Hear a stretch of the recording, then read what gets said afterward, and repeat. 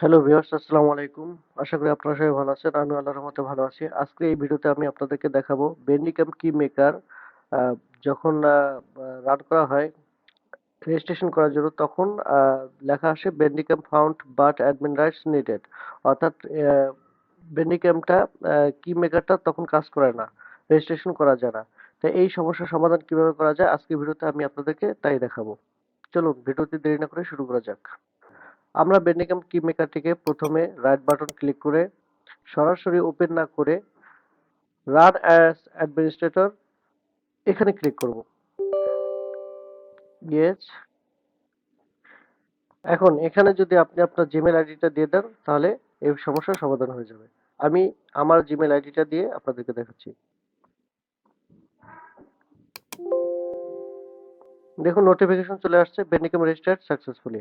আশা করি ভিডিওটি আপনাদের ভালো লেগেছে। যদি আমার এই চ্যানেলটিকে সাবস্ক্রাইব না করে থাকেন তাহলে অবশ্যই আমার এই চ্যানেলটিকে সাবস্ক্রাইব করবেন।